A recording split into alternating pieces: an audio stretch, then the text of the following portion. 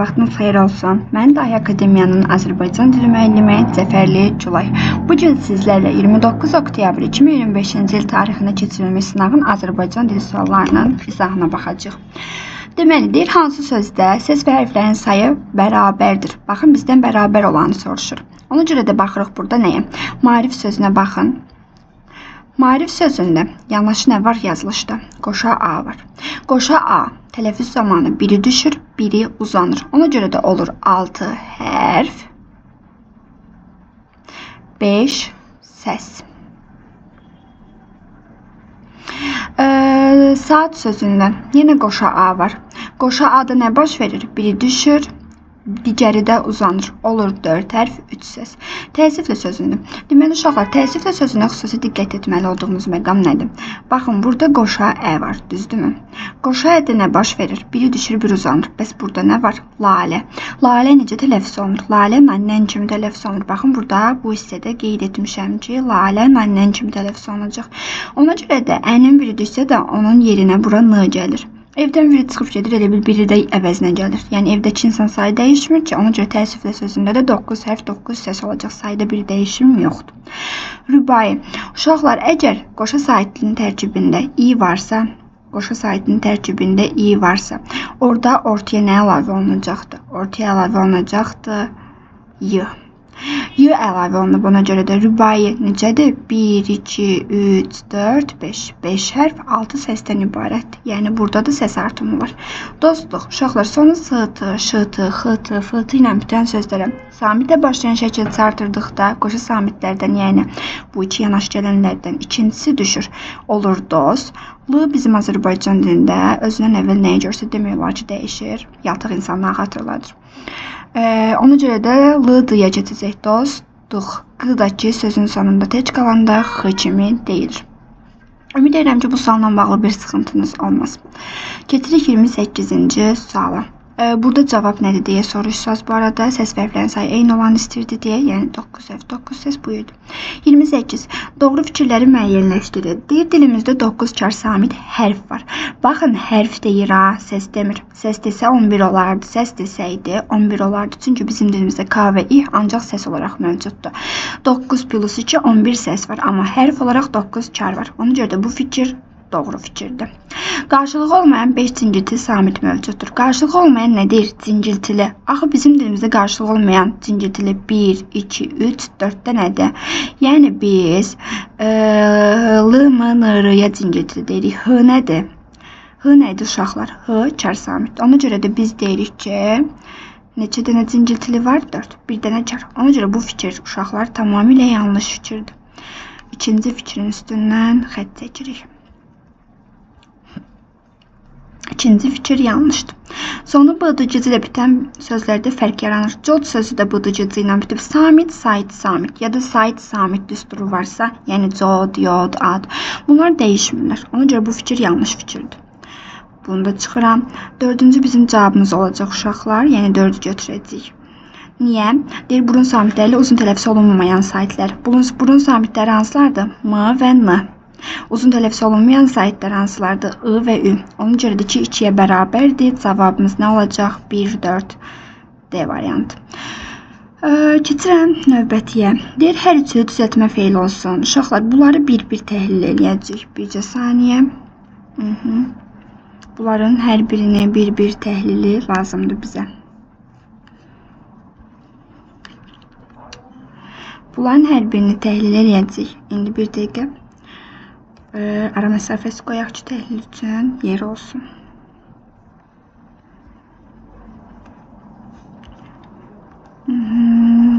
Deməli.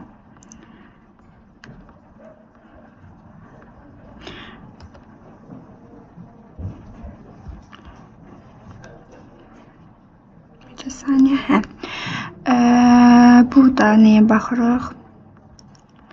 Burada baxırıq oxumaq sözün köküdür. Oxu sözün kökü. T leksik, maq qrammatik. Gətir sözün kökü, məc qrammatik. Düz sözün kökü, əl leksik, məc qrammatik.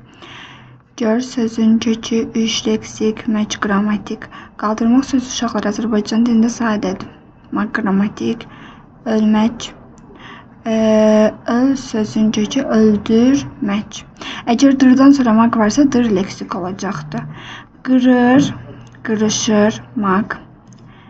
Yarış sadə sözdür və uşaqlar deyiş sadə sözdür Azərbaycan dilində. Eyni ilə sevinmək sözü də dilimizdə sadə sözdür. Görüşmək sözünün kökü görmək feilidir. Birini görüb görüşürük. Aparmaq sözü də sadə sözdür uşaqlar. Düzülmək sözünün kökü düzməkdir. Düzdü, düzülmək qrammatik. Vurdu, vuruşmaq qrammatik. Gül, güldürmək. Bizə deyir 3-də düzəltmə olsun. Cavab ona görə də budur.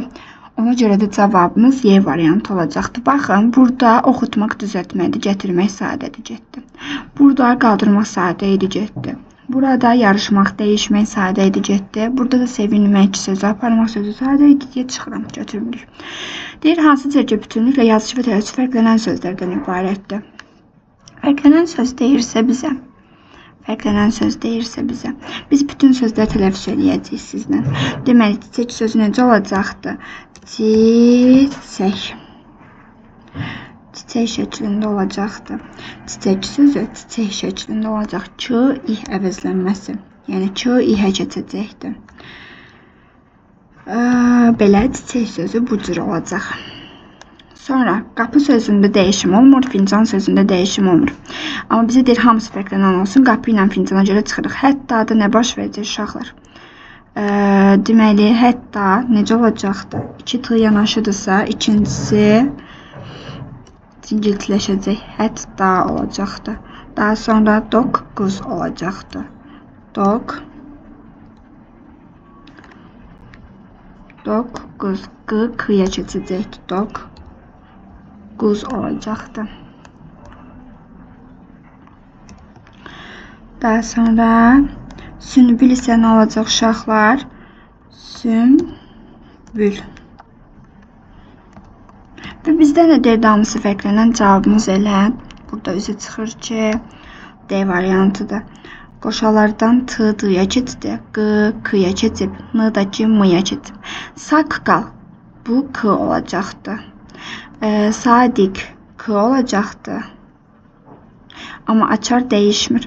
Riayət dəyişmir. Saatda A-nın biri düşür. Müəllim sözündə dəyişim olmayacaq uşaqlar. Deməli, keçirik nəyə? Növbəti sualı. Hansı sözdə ih səsinin qarşılığı işlənib? İhin qarşılığı nədir uşaqlar? İhin qarşılığı nədir? Y-dır. Babək andı. Babək, malik, əmlac bu kimi sözlərdə Ç həmişə olduğu kimi qalır. Getdi. Radio. Radioda i var. Biz bayaq ən birinci sualda dedik i varsa nəyə gəlir ortasına? Y gələcəkdir. Yəni radio olacaq. Cavab belə C variantıdır. Kəpənək qanadı. Sözdə sonunda Ç varsa ondan sonra samit gələndə Ç çarlaşır. Üzr istəyirəm, ihə keçir. Cümlə sonunda çardır. Ç olacaq ih. Türk ordusu, türk, tək, yük, bərk, bunlar dəyişmir uşaqlar. Tüfəng səsi, c nə olacaqdı? Sözün sonunda bu tücücüdən sonra samit gələrsə çarlaşırdı. Yəni olacaqdı ç. İnşallah ki aydındır bu sualda. Sonra izah edirəm sizə sual 32-nə. Hansı cümlədə altından xətt çəkilmiş ifadə mürəkkəb feil deyil? Baxın, burada olmaq etmək bilməliyin qaydası bizə lazımdır. Ol etməyin qaydası necə idi? Əgər olmaq sözü yaşamaq, iştirak etmək mənalarındadırsa, bilmək sözü məlumatı olmaq, bacarmaq mənasındadırsa, etmək sözü yerinə yetirmək mənasındadırsa, biz onu müstəqil götürürük. Bu mənaları vermirsə mürəkkəb feildir. Mən bu kəndə alınmaz qala bilirəm.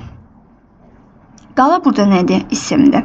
Bilmək sözü o vaxt mürəkkəb olur ki, özünün əvvəl, məsələn, deyirəm ki, mən evdə qala bilərəm. Bu zaman mürəkkəbdir. A plus bilmək. Amma A plus bilmək, yəni feildə olmalıdır bu arada A.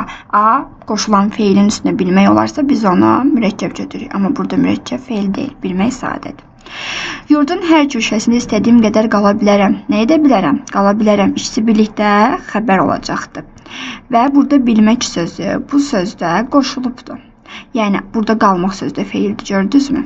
Raul ömrünün ən gözəl çağını Bakıda oldu. Bakıda yaşadı. Əgər yaşadı mənasını verirsə, bu sadə müstəqil feildir. Arzu xala öz istəyi üzrə müəllim oldu. Bax, müəllim yaşadı demirik ki, müəllim oldu. Ona görə də bu mürəkkəb feildir.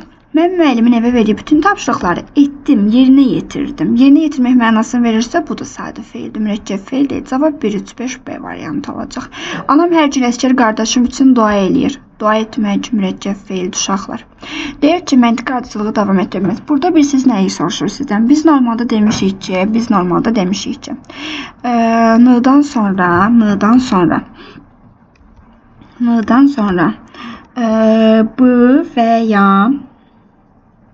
bu və ya m gəlirsə, n hansı səs verir? M səsini verir. Amma bəzi istisna sözlər var idi. Peyğəmbər, hambal, lampa, kombayn, kombinat, kompoz, ambulatoriya, ambulans, tramvay və s. Buradan da onu soruşur. Lampa elə m ilə yazıb, m ilə deyilən sözdür. Orada bir səhvlik yoxdur. Hambal m ilə yazıb, m ilə deyilir. Peyğəmbər, emblem düzdür. Amma B variantındakı ambar sözü bizim cavabımız olacaq. Çünki ambar sözünün yazılışı belə olacaq uşaqlar. Ambar sözü belə yazılır. Ambar şəklində yazılır. Ambar şəklində yazılıb ambar kimi deyilir. Ona görə də bu fərqlidir. Digərləri elə m ilə yazılmışdı, m ilə də deyilmişdi. Bunların yazılışı, deyilişi eynidir, amma bunun yazılışı fərqlidir deyə o fərqlənib. Deyir, aşağıdakı feillərdən hansını iki cür təhlil eləmək olar? Baxın, ayaq sözün köküdür. Laş həmişə bütöv olacaq. Çünki burada ayaqlaşmaq sözü uyğunlaşmaq mənasını verir. Deyirəm ki, sinifə gələn yeni şagird digərləri ilə uyğunlaşdı. Hər zaman bütöv qalır, heç vaxt parçalanmır. Alov sözün köküdür. Bizim dilimizdə alovlamaq yoxdur. Axı biz lan və laşı nə vaxt parçalayırıq? Əgər sözdə elə bir məna verən söz varsa, lan və laşı parçalamaq üçün ladan sonra biz nə artırmalıyıq? La, plus, nə deməliyik? Maq deməliyik. Əgər deyə bilirəmsə, məna verirsə, o zaman biz parçalayacaq. Vermirsə, yox, parçalanmayacaq. Heç vaxt parçalaya bilməzsiniz. Yaxşı, alovlamaq yoxdur. Bir şeyi alovlaya bilməzsiniz ki. Ona görə lan bütövdür. Maqdakı qrammatik. Ruhlamaq yoxdur. Ruh bütövdür. Ruh kökdür. Lan bütövdür. Maqdakı qrammatikdir. Deməli, maq isə qrammatikdir. Ayaq sözün kökü. Ayaqlan da deyə bilərəm. Ayaqlan da deyə bilərəm. Elə cavabımız da bu olacaq. Bilsiz niyə? Əgər desəm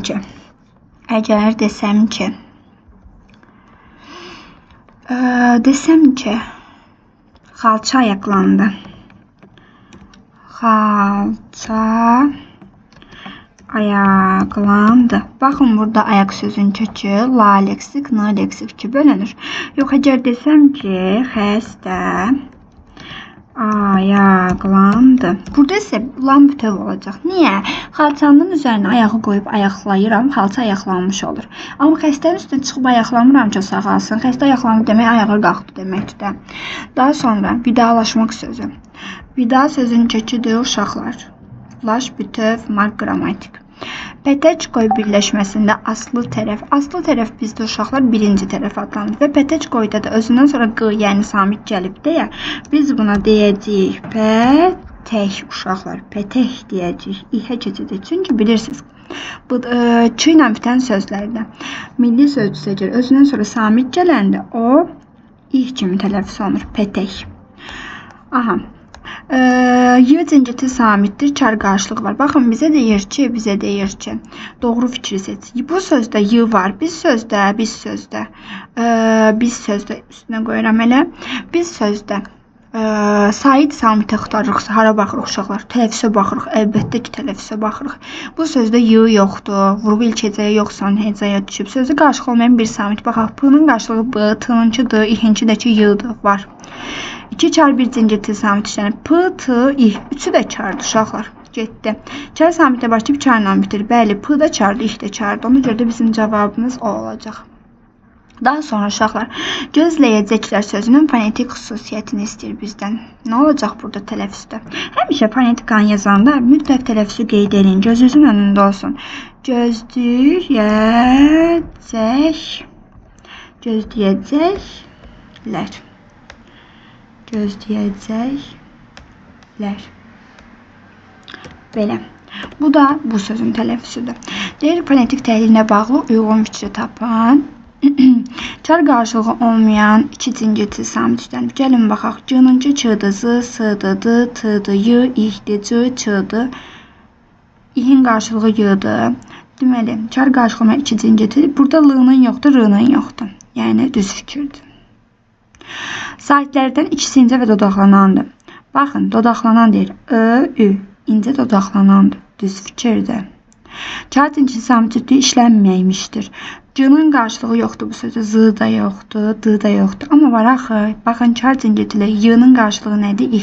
İkisi də var. İşlənməmişdir deyir. Ona görə səhvdir. Y ilə i bir-birinin qarşılığıdır. Fərqi yoxdur. Biri cümlənin əvvəlində, biri sonunda gələ bilər. Bu bizə heç bir aidiyyət yoxdur. Əsas odur ki, işlənsin. Hərflərlə səslərin sayı bərabərdir. Nə düşüm yoxdur, nə artım yoxdur. Yazı və təfsirasında 3 fərq var. Baxaq, l-dıya keçib 1 fərq, ə-üyə keçib 2 fərq, ç-da ih olub 3 fərq. Bu da düz fikirdir. Ona görə düz götürürük. Sonra mətnə keçirik. Mətndə deyir ki, 1876-cı il fevralın 14-də ABŞ-ın Boston Universitetinin professoru Alexander Graham Bell ilk telefon aparatının ixtirasını panelləşdirdi. İlk telefon ixtirasını panelləşdirdi. Bax, bununla bağlı sual var mətndə. Neçənci ildədir? 76-da. Panelləşmə nedir? Amma həmin ildə şirkət qurmuş. Şirkəti nə vaxt qurur? Şirkəti 77-də qurur. Yəni 1 ildən sonra qurur. Sonra şirkətini qurdu. Bu tarixdən etibarən telefon insanlar arasında sürətlə yayılmağa başladı. 1 il sonra 78-ci ildə Amerikada, 81-ci ildə isə Almaniyada ilk telefon qovşağı quruldu. Bəs görəsən telefon dəstəyini əlimizə götürdükcə söylədiyimiz ailə sözü necə yaranıb? Bunun maraqlı tarixçəsi var. Hər gün işlətdiyimiz ailə sözü əslində bir insanın qısaldılmış adıymış uşaqlar.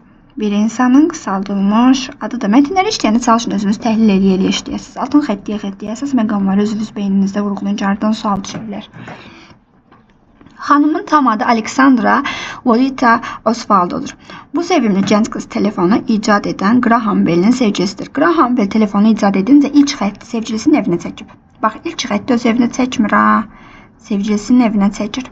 Bütün telefonlar danışmaq üçün mikrofona və səsi eşitmək üçün qulaqçıq amaçlıdır. Bu da mətndən bağlılığı olmayan bir cümlədir. Heç mətndən aidiyyəti yoxdur. Ateliyesində telefon zəngi çalanda Lolita başqası ola bilməyəcəyini bildiyindən Graham Bell telefonu açar-açmaz Lolita deyirdi.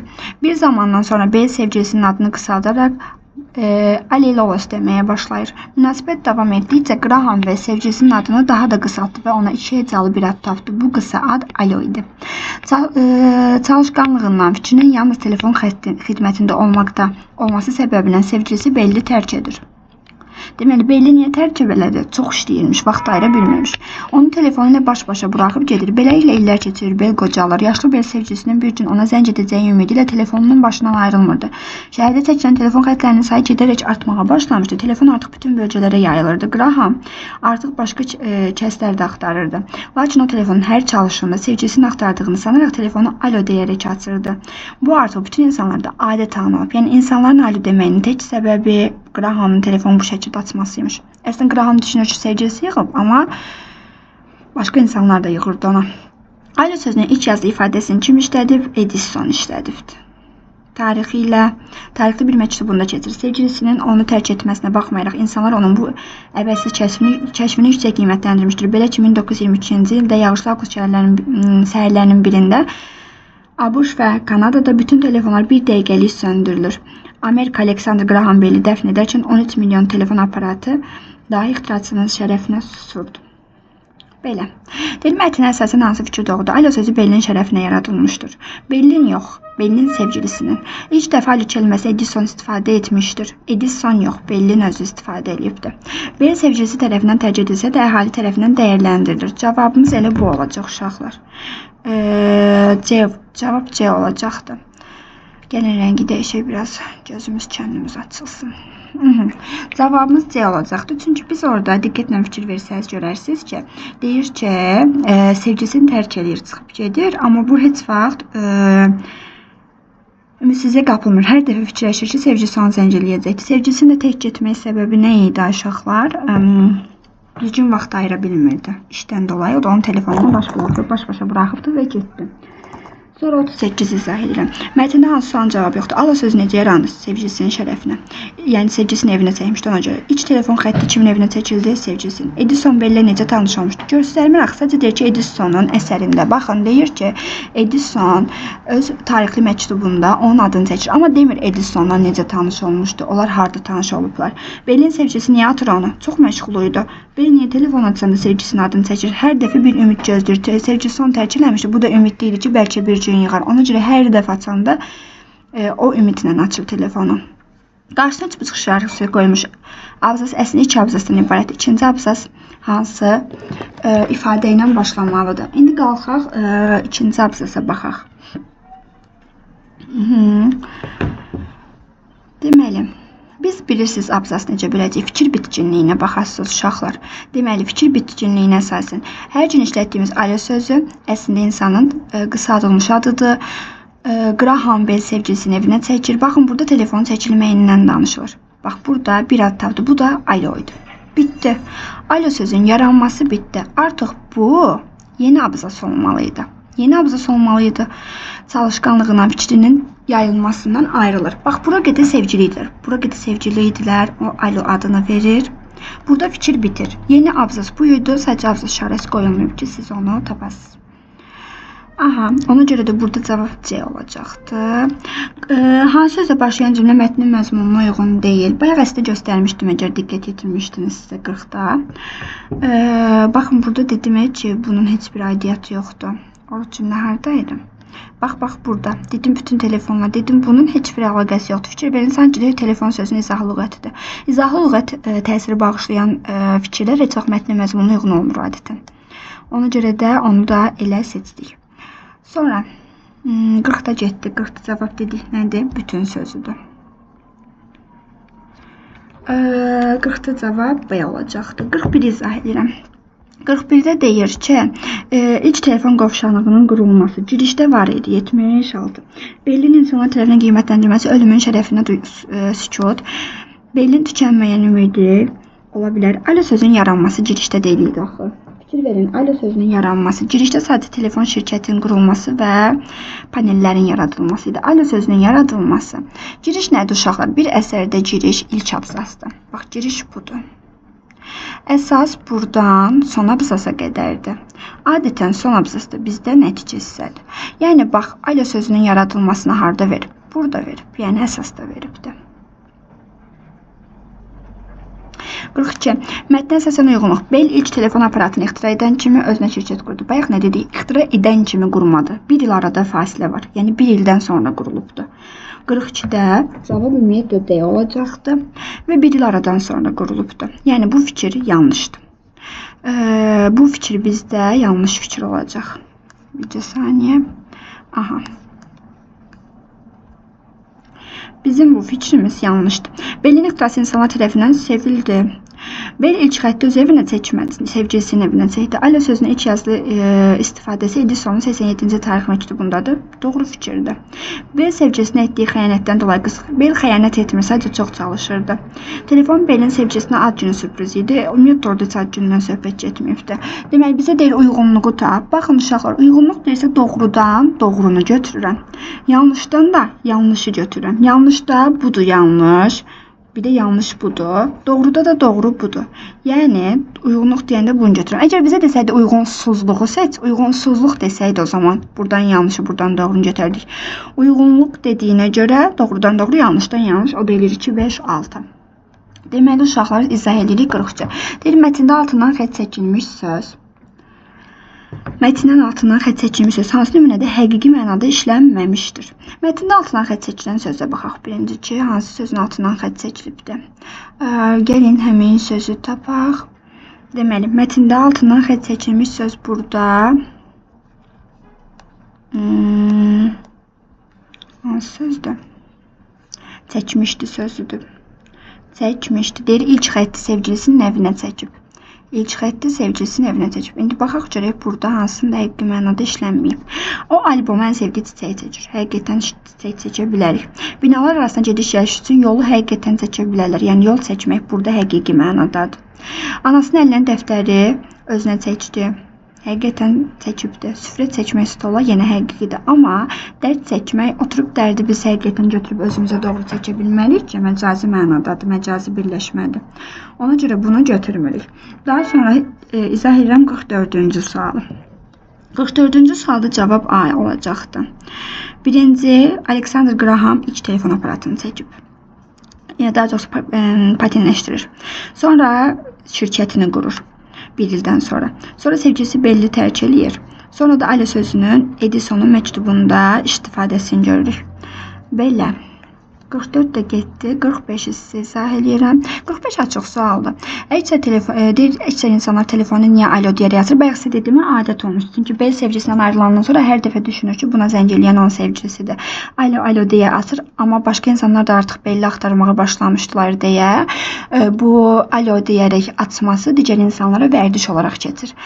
46. Telefonun ixtira edilməsilə yaranan sosial dəyişimi necə izah edə bilərsiniz? Bu artıq sizin həyatla əlaqələndirmənizdir. Yəni həyat inteqrasiya eləyəcəksiniz. Qiymətləndirmə edəcəksiniz. Baxın, telefonun müsbət cəhətlərinə nə deyə bilərik? Deyə bilərik ki, gəlin yazaq sizlə birlikdə. Deyə bilərik ki, telefonun müsbət cəhəti araşdırmanı, yeni bilik öyrənməni asanlaşdırdı. Bəs yaxşı, mənfi cəhətinə nə deyə bilərəm uşaqlar? Mənfi cəhətinə isə deyə bilərəm ki, telefondan çox istifadə, lazımından artıq istifadə gözə ziyan vura bilər.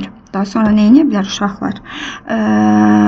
İnsanlar arasında ünsiyyətin azalmasına səbəb ola bilər. Telefon adətlərində biz ünsiyyət azalması müşahidə edirik. Daha sonra tənbəllik yarada bilər. Bu kimi nüansları nəzərə çatdıra bilərik. Digər mətni izah edirəm. Yeni mətni oxuyun və mətnə əsasən doğru fikri seçin. Azad geologidir. Digər geoloqlarla da, ədalətlə də. Harada tanış olduq? Qatarda tanış olduq. Deməli, Qatarda tanış olublar. Ədalət Azaddan 10-15 yaş böyüdü. Ona görə də Azadla danışanda zarafatlar nəsiyyətə daha çox ağlatırdı. Deməli, həm zarafatı həm də nəsiyyət verməyi sevəmirmiş. Azad baş geoloqa cavab qaytarmasa da söz altında da qalmırdı. Yeri gəldikcə ədalətin dediklərinə öz münasibətini bildirirdi. Azad ədalətin dağ günəşindən yağmış. Baxın, burada ədalətin görünüşü haqqında məlumat var. Qırmızı boynu, rəngi solmuş sətin pəncəyinə baxıb düşündü. Boynunun ardına tük basıb. Bu niyə istə evini buraxıb özünü dağdaşa salır? Məsələ yalnız qazancdadırmı? Müharibədə olub. Bir-iki ordeni var. Baxın, burada öyrənirik ki, ədalət müharibədə iştirak edib, hətta ordeni də var. Candan qandan keçib. İndi nə xalqbazlıqdır deyir. Özü candan qandan keçib deyir ki, nə xalqbazlıq edirsiniz. Cavanlıqda isə xalq yolunda həyatını verməyə hazır. Burada ədalətin əsas ziddiyyəti xarakterdə görünür. Qatardan düşdükdən sonra yola atlarla davam etməyə başladılar. Yoxuş olduqca sərt idi. Azad ağırlığını ata salmamağa çalışdı. Buna görə elə bil atı çiyninə almışdı. At minməyə öyrəşməyən ayaqları. Bax, burada öyrəşməyən. Deməli ki, o indiyə qədər at minməyib. Sözünə baxmır, sürüşürdü. Dərədən çıxanda Azad dərin nəfəs aldı. Qolu ilə alnını dərin sildi. Ədalətə baxıb gülümsündü. Yox, bu olmadı. Ədalət atından düşüb Azada yaxınlaşdı. Kürənin tempi ilə getsək, dağda gecələməli olacağıq. Dəstə də axşama gec yatacaq. Kürə burada mindiyi minik vasitəyə deyirdilər. O ata yaxınlaşıb cilovundan tutdu. Qamçı da ata möhkəm ilişdirdi. Qamçının əks sədası dağlarda eşidildi. Azad atdan necə atıldığını bilmədi. Ədalət əlini bir də qaldırdı. Azad qamçıdan yapışıb aşağı dartdı. Dayan, bu nə vəhşilikdir? Ədalət deyir ki, burax qamçını. Azad kürənin cilovunu Ədalətin əlindən dartıb aldı. Qamçını onun üstünə atıb çəkil dedi. Azadın coşmasındanmı, kürəni möhkəm ilişdirib qəzəl tikanı ürəyindən çıxartmasındanmı, nədənsə Ədalət birdən-birə soyudu, sakitləşdi. Öz atına yaxınlaşıb yoldan qırağa çəkdi. Azada dönüb amiranə. Keç onda, keç qabağa dedi. Yəni əslində burada biz bax burada nə öyrəndik? Öyrəndik ki, Ədalət baş geoloqdur. Çünki deyir Azad baş geoloqa cavab qaytarmır. Baş geoloqda o da normalda başda olur da ki, digər geoloqlara pasın təhlükəsizliyini təmin eləsin. Amma burada o görür ki, Azadı izah eləmək çətindir, deyir keç qabağa. Əslində istəyir ki, görsün ki, Azad bu yolun çətinliyi nə qədər çətindir. Yəni bunu Azada bir növ göstərib, kiçik də olsa sübut eləmək istəyir. Azad ədalətin yanından ötüb keçəndə kürənin diksindiyini hiss elədi. Azad qabağa düşdü. Ədalət atını tez-tez qamçılayıb dincəlməyə macal vermirdi. Kürən də qamçı zərbələrini eşidib addımlarını yeyinləşdirirdi. Azad demir, ədaləti düşünürdü. Bax, burada əslində Azad ədalətə haqq verir. Deyir, qəlbində gör nə qədər kir var. Kürəni necə vurdu? Bax, bu hissədə. Bəs necə olsun? Tələsməyik. Yəni, Azad önə keçəndən sonra artıq dərk edir ki, tələsmək lazımdır. 47-yə baxırıq uşaqlar. 47-də cavab D olacaqdı. Deyir ki, ədalətin Azadı qabağa keçməyi təklif etməsi hansı məqsəd daşıyırdı? Azad yolların çətin və təhlükəli olduğunu izah eləmək istəyirdi. Çünki o düşür, kürəni vurur, Azad əsəbləşir ki, sən da, yəni bu vəhşilikdir də, sən nə edirsən? O da bu hərəkət ilə sübut eləmək istəyir ki, bax, yəni vəziyyət necədir? Yaxın dost deyirdilər, qatarda tanış olmuşdular. Qatarda tanış olan biz yeni tanış olan insana necə yaxın dost deyək ki? Azad ondan 15 yaş, ədalət idi 15 yaş böyük olan. Azadın liderlik qabiliyyəti, nə əlaqə liderlik qabiliyyəti? Azadın xəyalını, burada Azadın hər hansı bir xəyalına yer verilmir ki, görək elə biz onu gerçəkləşdirirlər, yoxsa yox. Sonra 48-ə baxırıq. Deyir ki, mətnə əsasən Azadın xarakterinə nə deyə bilərik? Biz Azadın xarakteri haqqında mərhəmətli deyə bilərik. Çünki ata vuranda ürəyi yandı. Bir də hazır cavab idi. Deyirik ki, nə qədər baş diyaloq olsa da sözün altında qalmır. Oradan hazır cavablığını görürük. Bir üçdə hansıdır? Bu edir. 49 izah edirəm. 49-da deyir ki, mətndə hadisələr baş vermə ardıcıllıq. Baxın, birinci 3 olacaq. Yeni tanışlarla maraqlı yolculuq. Sonra dağ yolunda çətinliklə qarşılaşırlar. Sonra ədalətin sərt reaksiyası. Vurur o kürəni qamçı ilə. Sonra da Azadın atının qabağa keçirməsini görürük biz. 50-ci sualda dil mətnində altından xətt çəkilmiş söz nümunədə eyni mənada işlənmişdir. Altından xətt çəkilən sözü müəyyənləşdirək. Gəlin birinci. Burada hansı söz idi altından xətt çəkilən? Buraxmaq sözüdür uşaqlar. Deməli, altından xətt çəkilən söz baxın, buraxıb sözüdür. Deyir, bu niyə isti evini buraxıb özünü dağa daşa salır? İsti evini buraxıb özünü dağa daşa salır. Eyni mənadadır. İpi buraxmaq həqiqidir. Babam vətənini buraxıb gedə bilməzdi. O əlində tutduğu çantanı həqiqətən yerə buraxır. Ananın sözləri onda dərin iz buraxdı. İgid oğullar vətənin hər qarşında iz buraxır. Baxın, onun evini buraxması ilə babanın vətəni buraxması tamamilə eyni mənadadır. Yəni, tərk etmək mənasında, evini tərk etmək, evindən çıxıb getmək mənasındadır buraxmaq orada. Burada yəni həqiqilik, məcazilik yox, mənanın eyniliyinə baxmalıyıq. Ona görə də buradakı buraxmaqla oradakı buraxmaq tərk etmək, gedə bilmək mənasındadır. 51 uşaqlar. Mətnin qarşısına rəqəm yazılmış hansı cümlədə bütün sözlər həqiqi mənada işlənmişdir. Gəlin baxaq. Rəqəm yazılan cümlələrə baxaq. Azad geoloq idi. Digər geoloqlarla da ədalətli qatarda tanış oldu. Aha, bir həqiqi mənalı sözlərdir. 2. Ədalət Azaddan 10-15 yaş böyük, həqiqət ola bilər də, həqiqidir. 3. Ona görə də zarafatla, nəsihətlə daha çox, baxın, əl atmaq məcazidir. Ona görə 3 ola bilməz. Ona görə biz 3 ola bilməz deyirik. Uy. Ona görə də 3-ün üstündən xətt çəkirim. Azad baş diyaloqla cavab, bax, baş diyaloq, baş həkim, baş çox mənalı sözdür. Ona görə burada da məcaziləşib. Cavab belə 1-2 olacaqdı. Yeri gəldikcə ədalətin dediklərini öz münasibət bildirmək nədir? Frazeoloji, yəni məcazi. Ona görə də cavab 1-2-də həqiqi mənası deyirdi. Cavab A olacaq. 52 deyir, uyğunluğu tab 52-də.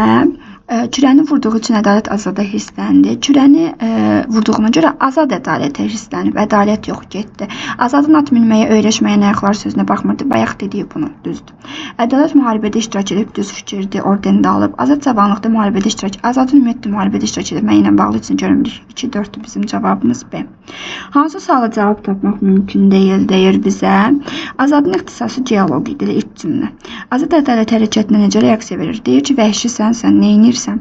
B-də Azad ədalət ilə harda tanış olub? Qatarda. Qatardan düşən geoloqlar yola necə davam etdilər? Başlarında ədalət durdu və bu şəkildə də yola davam elədilər. Ədalətin neçə yaş olduğunu mən görmədim. Cavab C-dir.